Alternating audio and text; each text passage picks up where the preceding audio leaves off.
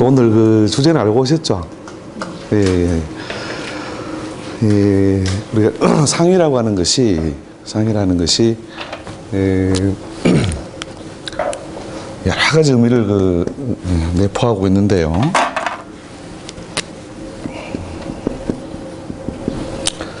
이게 이제 그 관상학 할 때 이 상자는 이 모양 상자가 아니고, 저 상자가 그 의미로 어떤 뜻인지 아십니까?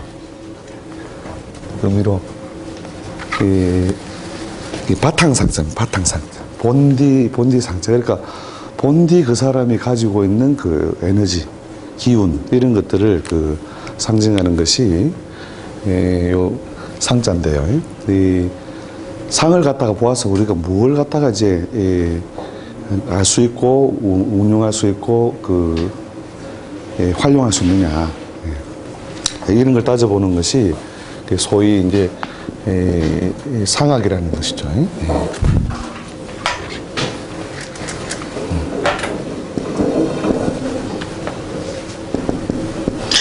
그래서 이제 관상학이라는 것이 뭐 역사적으로 이렇게 뭐 오래되어 왔다는 이런 건 여러분이 다 잘 아시는 내용이고,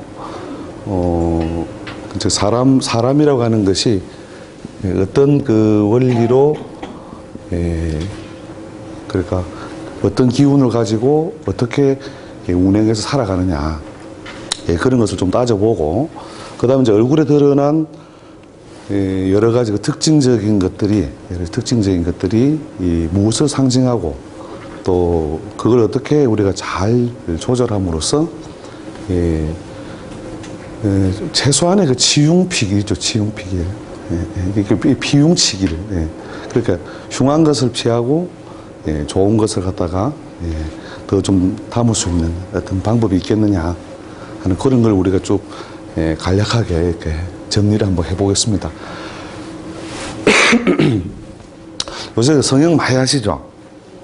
성형 많이 하는데 이게 우리가 예쁜 거하고 예쁜 것, 또 우리가 잘생긴 것, 또 좋은 것, 이렇게 사실은 좀 개념이 좀 달라요. 그러니까 예뻐 보인다 내지는 잘생겼다, 좋다라고 하는 것이 그렇게 모양이 말 그대로 뭐 이렇게 보기 좋고 상대방의 어필이 잘 되는 거죠. 그런 모양이 소위 예쁜 모양인데, 이 예쁜 모양하고 잘생겼다 하고 또 다르거든요. 그리고 그 정도 다 구별하시잖아요. 그러니까 예쁘긴 한데 잘생긴 건 아니다. 그 다음에 잘생겼는데 예쁜 건 아니다. 그 다음에 예쁘지도 잘생기지도 않았는데 이상하게 저 친구한테는 뭐가 이렇게 좋은 어떤 기운들이 많이 몰려든다. 이런 것들이 발생하는 차이를 갖다 우리가 볼 수 있죠. 그래서 요즘 지나치게 이제 우리가 예쁘다, 여기에 이제 좀 체면술이 많이 걸려 있는 거죠, 사실은. 예쁘면 다다, 이렇게. 어느 집 가운도 그거라던데. 특히 여자들한테 우리 적용해가지고, 그죠?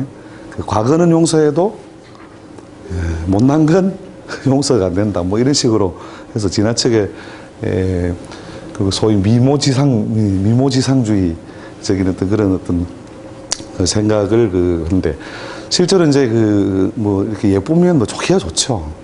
좋긴 좋은데, 우리가 옷을 우리가 잘 입는 거 하고 같은 효과를 가지니까 옷을 잘 입는 그 작용이라는 것이 그러니까 거지도 뭡니까? 등급이 있다는 거죠. 거지 중에서도 옷 잘 입은 거지가 어떻게 해요? 대접을 더 받는다 이거죠. 그래서 그런 것처럼 하여튼 용모나 상모상 이렇게 상대방에게 좋아 보이고 예뻐 보이고 하는 이런 것이 당연히 좋은 작용을 많이 일으키는 건 사실이지만, 실제로 이제 삶의 내용을 그렇게 다 이렇게 그런 기운대로 연결되지는 않는다는 거죠. 우리가 소위 옛말에 화무시비롱 아시죠? 화무시비롱. 그러니까 꽃이라고 하는 것이 열을 열흘 동안 붉을 수 없다는 거죠, 그죠? 예. 그렇게 예쁜 상태를 유지한다는 것이 자연 상태에서 그 대단히 그 어려운 것이다. 누구든지 뭐냐면 소위 이제 이팔 청춘부터, 그죠? 청춘부터 이렇게 식물로 치면 이렇게 씨앗이 이렇게 싹을 틔우고 싹이 이렇게 줄기를 내밀어서 이렇게 꽃을 피웠다가 또 그 꽃이 열매를 맺고 그 열매를 맺어서 다시 또 이렇게 씨앗 상태로 이렇게 되돌아가는 순환이라고 하는 것이 자연의 어떤 그 일종의 그 주기라고 하는 거죠. 근데 사람의 몸도 마찬가지라는 거죠. 사람의 몸도 태어나 아기들은 다 예쁘잖아요. 아기 중에 이렇게 미운 얼굴이 있습니까? 미운 얼굴 없죠, 그죠? 그렇게 모양새를 이렇게 점점 갖추어 나가는 과정에 있는 거하고, 그다음에 그 활짝 폈을 때하고, 그다음에 다시 이제 모양새가 이제 점점 늙어가는 어떤 과정이 만들어지는 건데, 이게 어떻게 보면 자연스러운 거예요, 이게. 이 이제 자연스러움을 우리가 인위적으로 극복을 하자. 이렇게 해서 뭐 성형도 하고 뭐 하여튼 뭐 온갖 방법을 다 쓰죠. 매일 우리가 관리받고 참 이번에 그 지난 그 서울시 선거에서도 그 어떤 것 때문에 그 관상학적으로 크게 이제 좀 편차가 생겼냐면, 이제 그 얼굴에 보면 범령이라고 했죠. 범령이라고 이렇게 이 코가 이렇게 있으면 이렇게 있으면 이 코 주변에서 이렇게 나오는 선이 있죠. 선이 있죠. 그래서 물론 다른 여러 가지 원인이 있지만 우리가 한두 가지만 관찰해 본다고 했을 때, 이 범령이라고 하는 선이 말 그대로 이게 그 사람이 가지고 있는 여러 가지 능력이나 에너지 중에서 이 법제호령이라 그래요. 법제호령. 이렇게 법을 자기가 정하고, 그 다음에 호령을 한다 하잖아요. 그죠? 자기가 명령을 부릴 수 있는 여러 가지 그 기운, 에너지, 이런 것을 그 보여주는 선으로 보는데, 이 선이 있어야 우리가 뭐가 있느냐 하면 그 사람을 이끌 수 있는 또 휘하를 두고 포섭을 할 수 있는 그 에너지가 생겨난다, 또 있다, 이렇게 보는 거거든요. 그래서 우리가 살아가면서 보통 이제 자기가 그 거느려야 될 살림이라든지 가족이 많아지면 이게 점점점 선이 길어나요. 길어나서 60 전후에 이르면 보통 요 부분은 이제 우리 구각 또는 해각이라고 하는데, 요 입끝 부분 있죠. 이 부분을 보통 이렇게 지나게 돼요. 그게 자연스럽게 선이 만들어지는 거거든요. 요게 이제 지나지 못하면 그때부터 뭐냐면 입이 뭐냐면 우리가 나이상으로 뒤에 우리가 쭉 세세하게 강론을 할 때 다루겠지만, 입이 60세를 60세.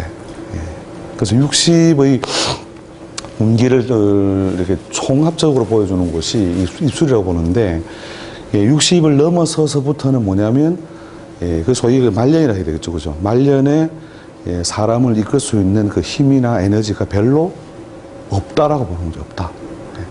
그럼 이게 점점 짧아지면요, 점점 철이 없어 보이게 돼 있죠. 저는 그 철이 없다는 게 뭐냐면 어떻게 보면 젊게 보이거나 앳되게 보이게 하는 거죠. 이걸 그렇죠. 우리 성형외과에서는 팔자주름이죠. 성형외과에서 팔자주름인데, 이 부분이 뭐냐면 점점점 이렇게 없으면, 이렇게 젊은 친구들은 아예 없다니까요. 애기들은 아예 없고, 자기가 법제 호령의 권한이 없기 때문에. 그 다음 청소년기에 조금 길어나요. 여기 자심이 생겨나면 여기서부터 조금 선이 만들어지거든요. 만들어지다가 이제 청소년기에 조금 더 자라고 한 절반 정도, 이 코의 요 윗부분에서 입하고 사이 보면 요 정도만 가지고 이제 웃으면 살짝 나오고, 안 웃으면 또 없어지고, 이런 식으로 쭉 가다가 보통 40대나 50대에 이르면 이제 선이 좀 뚜렷해지기 시작하죠.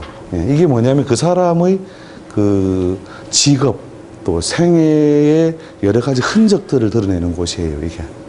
예, 이게 이제 뒤날에 이제 우리가 쭉 다뤄보겠지만 어떤 역할을 하면 그 담장 역할, 담장. 그러니까 나하고 남하고 나하고 세상하고 경계를 지우는 어떤 기준. 그 경계를 지우는 기준이 어떻게 생겼냐. 그러니까 이제 이게 짧으면 어떻게 해요? 이 세상하고 나하고 별로 뭐 경계 지울 게 없는 거면 그냥 철없이 그냥 왔다 갔다 한단 말이죠. 예. 근데 젊게 보이게 하려면 어떻게 해야 돼요? 이게 소위 팔자주름 이걸 갖다 자꾸 없애잖아요. 예. 예. 자꾸 이제 없애주면은 앳돼 보이고 젊어 보이고, 예. 또 앳돼 보이고 젊어 보이면 그것을 우리는 또 어디 집어넣어요? 일단 예쁜 것에 집어넣는다. 일단 예쁜 것에다가.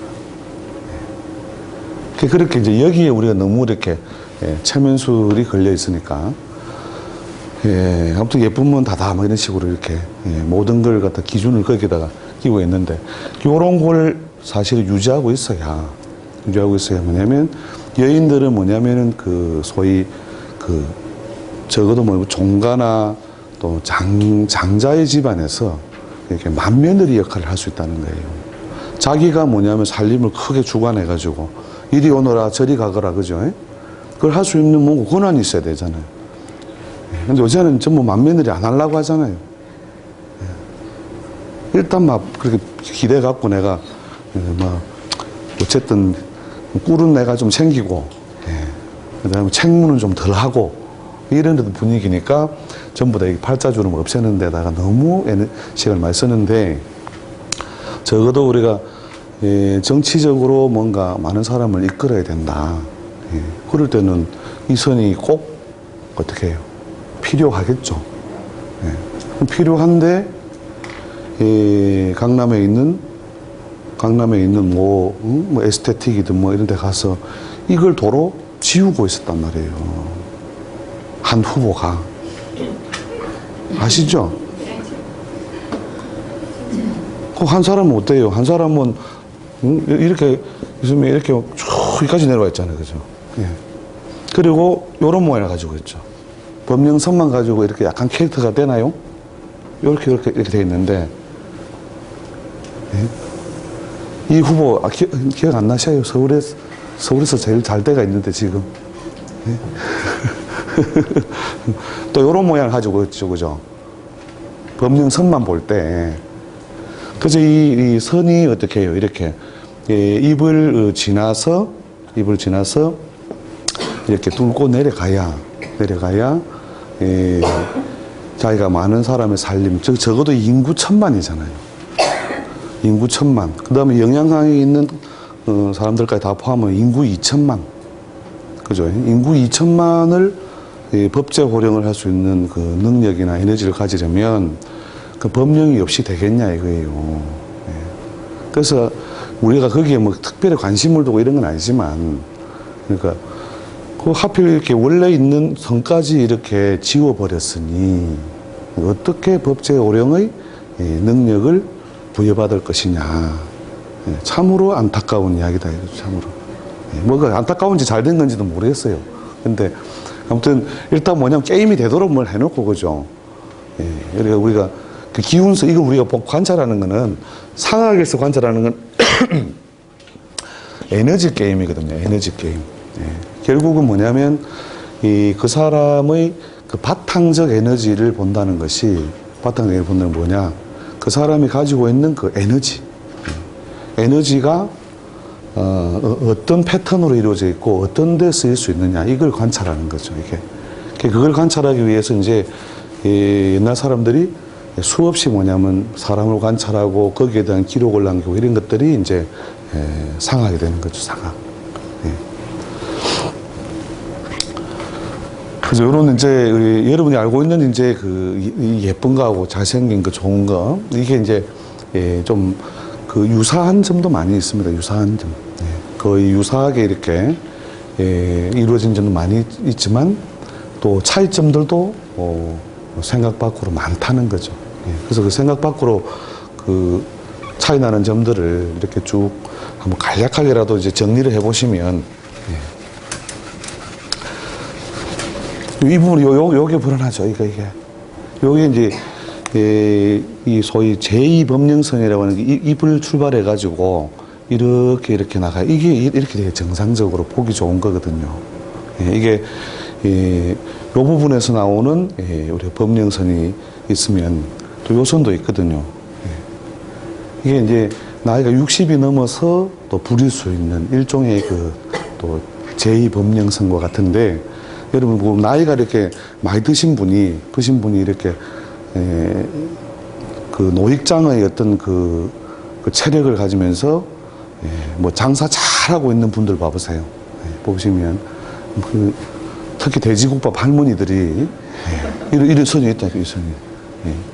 이게 이제 살림이 크냐 작냐는 그건 또 차후의 문제고 다른 부분하고 영향을 받으니까. 그 나이가 그만큼 들었어도 이리 오너라 저리 가거라. 그러면서 열심히 요게 그건 한 80까지 영향을 줘요. 80까지. 근데 요게 이렇게 말리면 어떻게 돼요? 말려 들어가면 시간이 흘러가면 이게 호령권이 커진다, 좁아진다. 이게 뭔지 아시겠죠, 이게? 원리라는 게, 원리만 알면요, 관상학은요, 이건 복잡하게 뭐 이렇게 뭐 음양, 뭐 오행 이런 거 별로 안 배워도 돼요. 그럼 생긴 그대로 보면 돼요, 생긴 그대로. 그러니까, 이게 사람의 몸이라고 하는 것이 일종의 에너지를 담아 놓는 그릇이거든요. 그러니까, 그릇의 모양대로 뭐가 담기고 기운이 담긴다, 이거죠. 우리가 물컵 생긴 모양대로 물을 쭉 따라 보면 어떻게 돼요? 물컵이 이렇게 휘어져 가지고 있으면 그 모양대로 물이 담긴다. 그래서 그 그릇의 모양, 그 다음에 거기에 담겨 있는 기운을 관찰해 나가는 것이 소위 관상학의 뭐 근본적인 어떤 접근 방식이다. 그리고 이제 거기에 우리가 구조는 무엇을 제한한다? 기능을 제한한다. 구조. 자, 이 구조를 우리가 사람 얼굴에 옮기면 어떻게 돼요? 이게 뭐 공학적인 용어 같은데, 구조를 사람에 옮기면 소위 그 꼴이죠, 꼴. 꼬라지, 이렇게 그죠, 꼬라지. 꼬락선이, 그죠. 보통 이제 꼴값 하네. 뭐 들어보셨죠? 꼴값 하네. 안 들어보셨어요? 네. 그래서 그것도 꼴이에요, 꼴. 그러니까 모양도 되고 구조도 되겠죠, 그죠? 그래서 이제 이 구조는 무엇을 제한하느냐? 기능을 좀 제한한다는 거죠. 그러니까 만약에 포크레인을 우리가 쳐다보면 저건 어디에 쓰이는 물건이겠다 하는 걸 알 수 있죠. 왜 어디에 쓰이는 물건인가를 어떻게 알아요? 구조가 그렇게 생겼으니까. 그러니까 뭐 차를 우리가 서로 비교를 하자 이런 건 아니지만, 그랜저가 티코보다 빠른 까닭은, 티코보다 빠른 까닭이 뭐예요? 왜 빨라요? 그 배기량도 크고 뭐 이렇게 여러 가지 했으니까. 근데 그러면 왜 배기량이 커요? 왜? 그렇게 만들어졌으니까. 그렇게 만들어져. 이미 부여되어서 바꾸기 어려운 여러 가지 에너지 체계가 있다는 거죠. 그 에너지 체계가 뭐라고? 이게 바탕상이에요, 바탕. 그 사람이 가지고 있는 어떤 바탕적 에너지를 우리가 보아서, 갈 수 있는 영역, 갈 수 없는 영역, 해낼 수 있는 분야, 해낼 수 없는 분야. 이것을 이렇게 구별해 주는 것이, 소위 상학이다. 그래서 이 구조를 보면 기능을 대강 제한적으로 우리가 파악할 수 있다는 거죠. 그래서 우리가 그랜저에 짐을 많이 못 실는 까닭은 그걸 담아낼 수 있는 구조적인 모양새가 없기 때문이라는 거죠. 그 다음에 덤프트럭이 그랜저보다 늦게 다니는 이유는 뭐예요? 짐을 근본적으로 많이 실기 위한 그런 구조를 가지고 있다는 거죠. 그래서 요게 다 이제 뭐냐면 그 사물이 드러내는 꼴이죠, 그죠? 그 꼴이 결국 무엇을 제한한다? 기능을 제한한다. 우리 사람으로 치면 이제 이게 꼴이 뭐냐면 일종의 그 능력 또 역량 이런 것을 제한하는 그 바탕적인 어떤 틀이 되는 거죠. 그래서 이 바탕적인 그 틀이 좋으냐, 나쁘냐, 뭐 이걸 따져보기도 할 것이고 한데, 그게 예쁘게 보이느냐, 잘나 보이느냐, 좋아 보이느냐. 물론 이게 상당 부분이 그 중복되고 일치하는 부분 많지만 차이점도 다 각각 다 있다는 거죠. 자, 그래서 그런 점들을 여러분이 이제 염두에 두시고, 사람을 관찰할 때 최소한의 그 눈치 정도로서도 우리가 좀 이런 상학적인 특성을 우리가 좀 익혀둘 필요가 있는 거죠. 그러니까 지하철을 타더라도 뭘 잘 봐야 되느냐? 상을 잘 봐야 돼요. 간상을 잘 봐야 된다니까요. 어떤 놈이 빨리 내릴지를 빨리 봐야 돼요. 상 잘못 보면 제일 종점까지 가는 놈이 앞에서 일하고 있다 이거예요.